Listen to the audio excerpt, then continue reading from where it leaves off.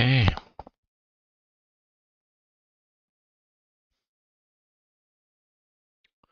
There you go.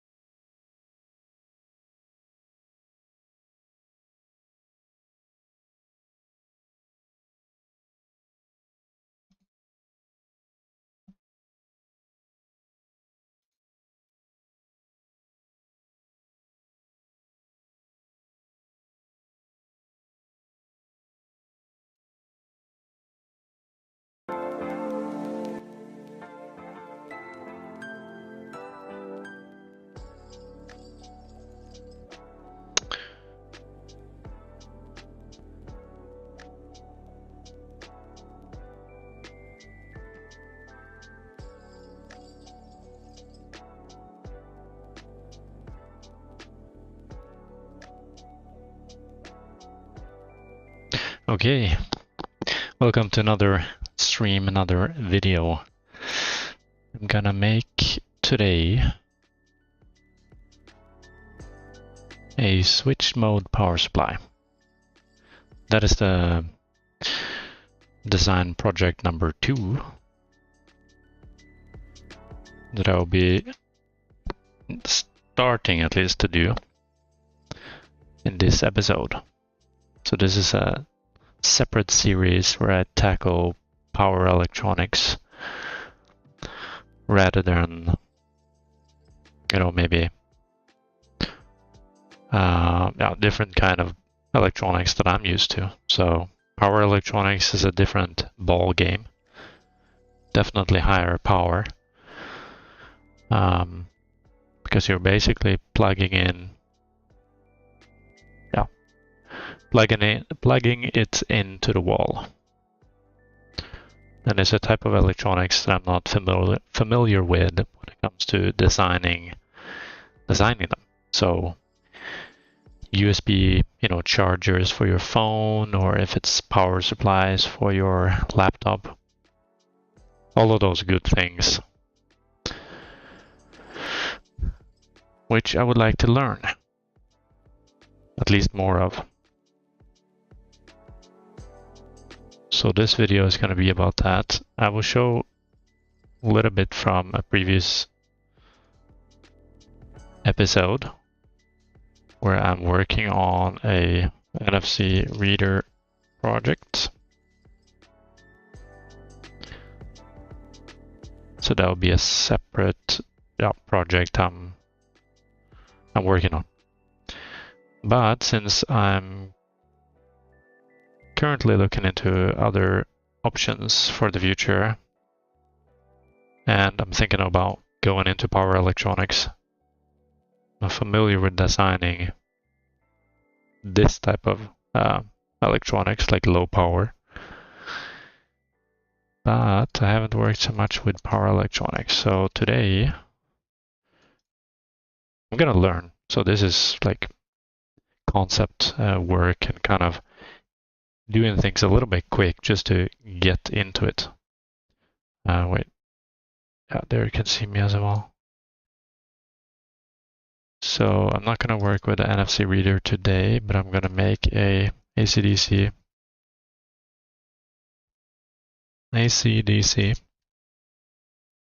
switch mode power supply. And it's probably one of the most basic things that you need to know how to create, or at least how it works.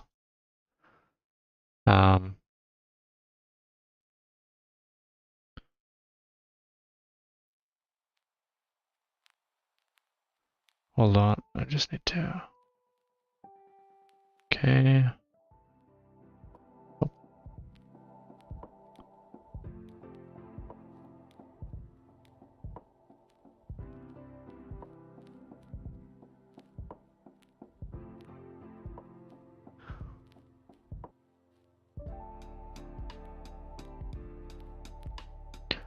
Just organizing a little bit on my other screen here so I make it easier for me to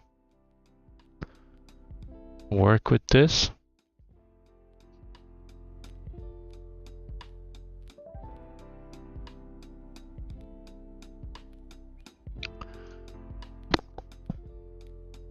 Ah, there's some nice music in the back.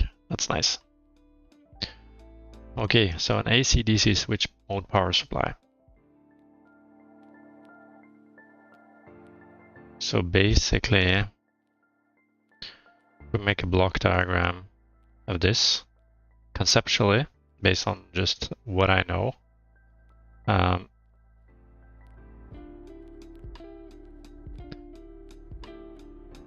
this is so like strange for me because low power electronics, we usually have, you know, you can select a DC-DC, a DC-DC converter, or a DC-DC chip, you can say, or a linear dropout regulator. But taking DC-DC is maybe a simpler thing, but maybe the operation itself is similar. Just maybe I can just Google a DC-DC converter block diagram.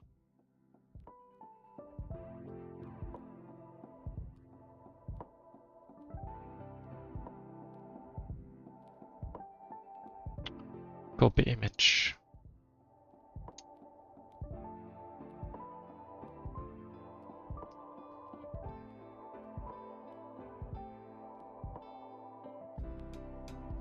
Basically just Google it right now.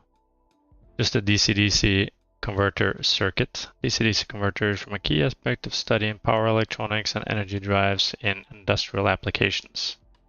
So yeah, of course it's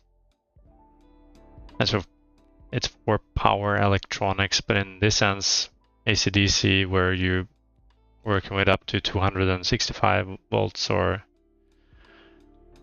something along those lines. It's a bit higher power, obviously. Like I think my phone charger is about 60 watt. 65 or something, I don't have it here. Check.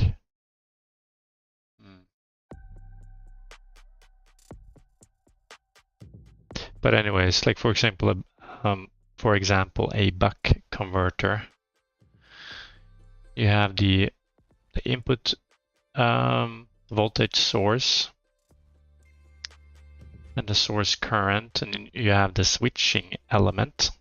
So here it would be switching on at a certain frequency, and as this switch is closed, the magnetic field of this inductor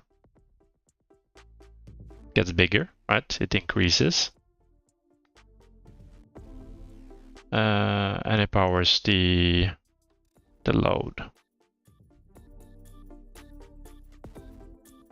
And when this switch is off, oh damn. While it's off, this current has nowhere else to go, basically, and it goes. No, wait.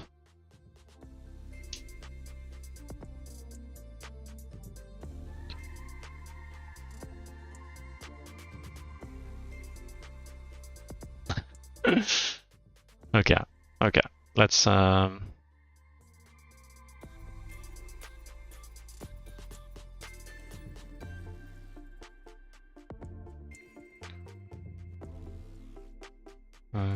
let's see here. Consider an example. Polarity of the output voltage is reserved in comparison with the input, considering that the capacitor is completely charged before the semiconductor switch is turned on. It's evident that the voltage across the switch is equal to the voltage across the inductor once the switch is on. Also, the output voltage is the same as the voltage across the capacitor once the switch is off.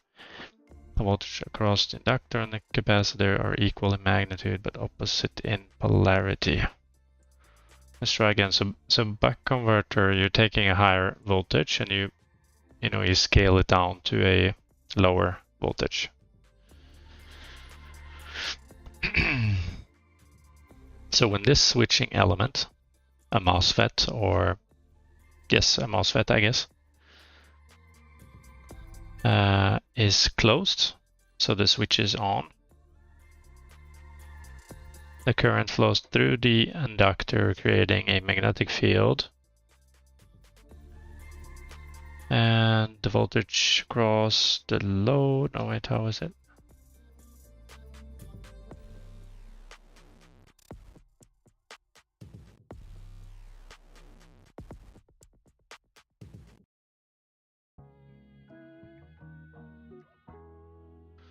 Yeah, it's like these things that you kind of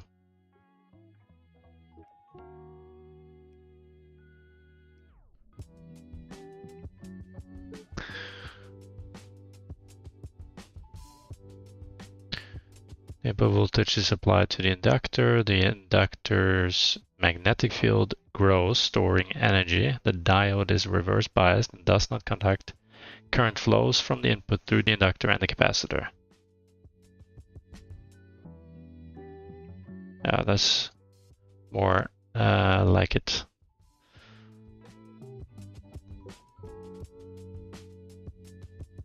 And this is all what I want to be better at too, just be able to talk about electronics and be better at explaining it. So basically, so we have two phases of operation, charging phase and discharging phase. So when the switch is on, closed here, the current flows through the inductor and the load, effectively charging up this capacitor. This is reverse bias, so it's not conducting. And then when it's off, the polarity of this inductor changes. So the diode is conducting, right? The switch disconnects the input voltage. Yes, the inductor releases its stored energy as the magnetic field collapses. The diode becomes forward biased, providing a path for the current to flow from the inductor to the load and the capacitor. So it's flowing in this direction basically, and up through the load. The output capacitor provides power to the load, smoothing the output.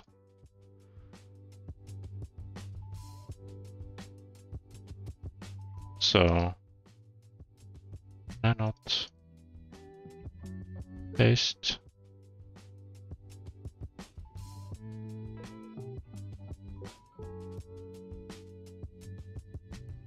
No. Okay. Okay, so once again, the switch is on and the current from the voltage source is flowing through the inductor, the capacitor, and the load. The magnetic field is expanding or increasing, storing energy. And this is reverse bias, so it's not conducting. When the switch is off, the magnetic field collapses and the current flows in the opposite direction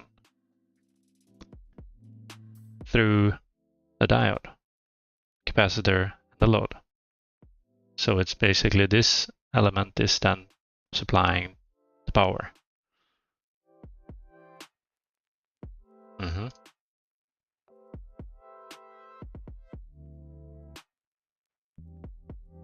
So are we able to DC-DC or AC-DC block diagram?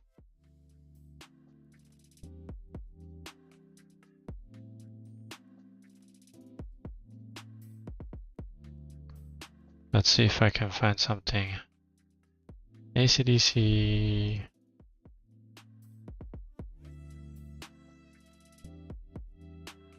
Just to kind of understanding the basic AC and DC power supplies.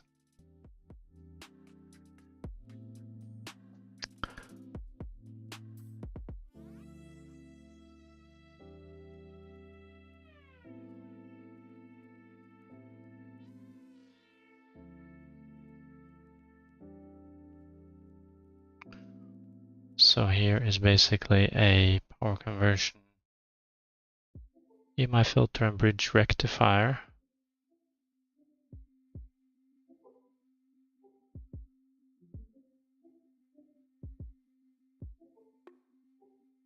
Unregulated power supply. Maybe the key difference is a transformer. Switching AC-DC power supply. The 4-diode bridge rectifier. Transformer. The switching element, capacitor.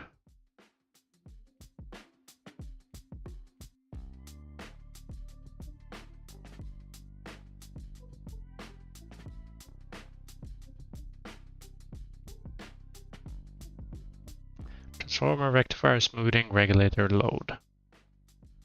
Now this is a nice block diagram right here. So you have the 230 volt AC supply, so it's alternating current. Going into the transformer, which basically separates, right? It separates the AC parts maybe.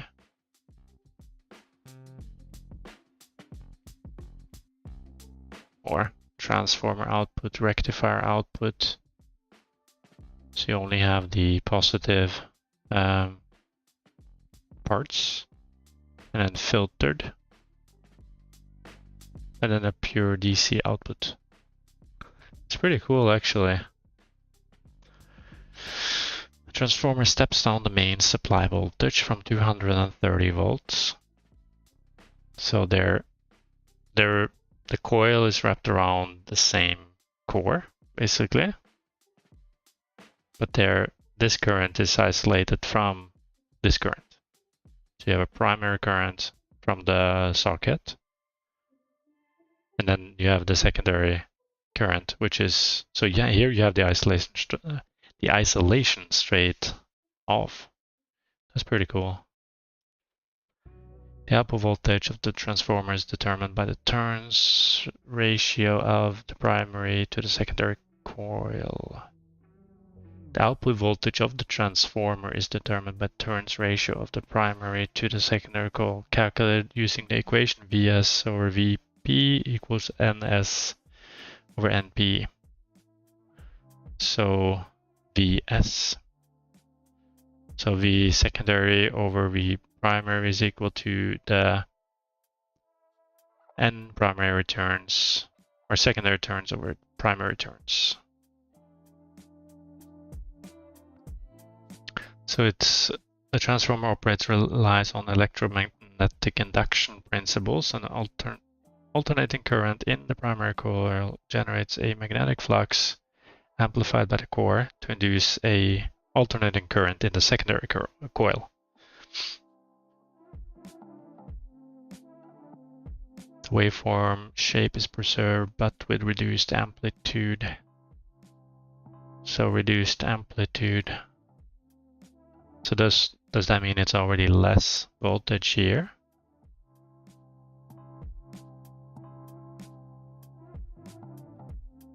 Yeah, the step down voltage is then passed through a rectifier to remove the negative halves of the waveform. There are two types of rectifiers, half wave and full wave. Half wave rectifier is just a diode. Yeah, because when you have AC current, it will flow, back and forth basically. So positive and then negative, but here it will be reverse biased, right? So it won't. The half-wave rectifier uses two diodes to eliminate the negative half cycles by restricting current flow in that direction. It conducts current only in the positive direction, resulting in a pulsating DC waveform with zero value during the negative half cycle. Yeah. So there's effectively, when it's going in this direction, it's not passing. So there's no current going through the load. Full wave rectifier in contrast converts negative half cycles into positive ones. It redirects the negative half cycle current to pass through the load in the same direction as the positive one. After rectification, smoothing is performed to remove ripples from the wave and approximate DC voltage. The smooth waveform is then regulated to maintain a constant output level despite variations in input voltage. Typical use cases is audio equipment, laboratory instruments, and sensitive analog devices benefit from the lower electrical noise of linear power supplies.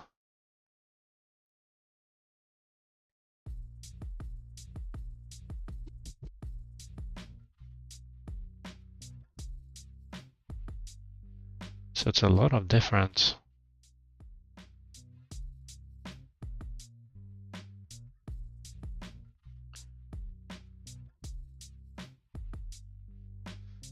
okay.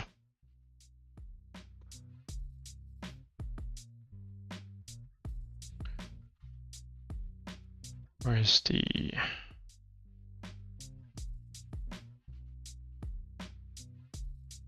where did I put the meter now? Here. Okay.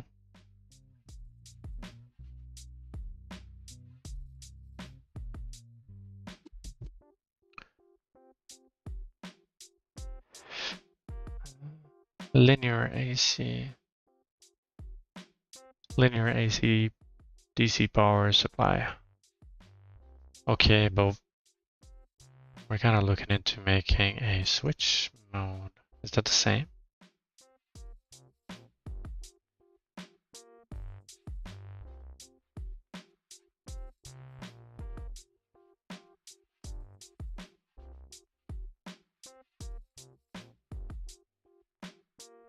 No, of course not. It's not the same.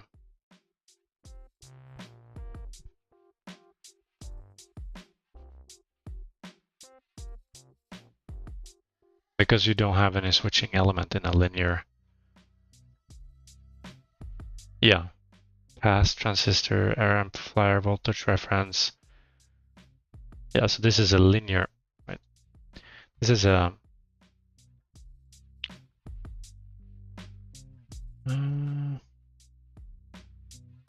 this is a linear AC/DC power supply, so you don't have a switching element. You have the input transformer for isolation, then the rectifier to remove the negative parts, basically, and then pass transistor. It's really specified what it does, but maybe that's the smoothing part. And then you have an error amplifier and a voltage reference, ground. Oh.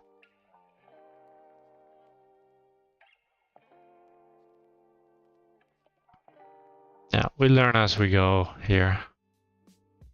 And that's the whole point of this.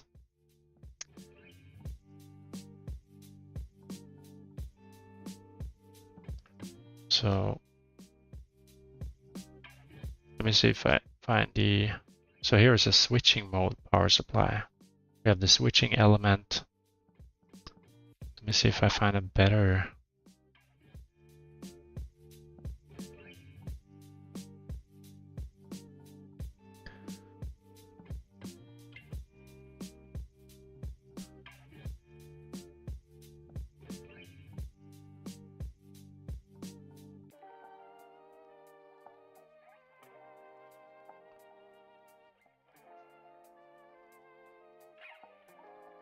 So part one of this series is basically to understand a little bit more of what it means, the switch mode power supply.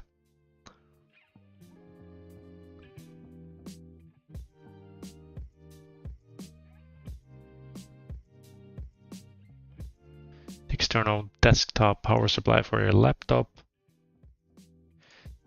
the wall plug-in charger for your smartphone. Linear power supplies typically require heavy, bulky transformers with analog linear regulation circuitry. Due to average conversion efficiencies of less than 65%, transformers generally generate relatively large amount of waste heat, which requires dissipation. By comparison, switch mode power supply are compact, power efficient, typically better than 85%. Typically better than 85%. And lightweight, I guess better than 85 efficiency. I'm getting a phone call, which I need to take. We'll have a break.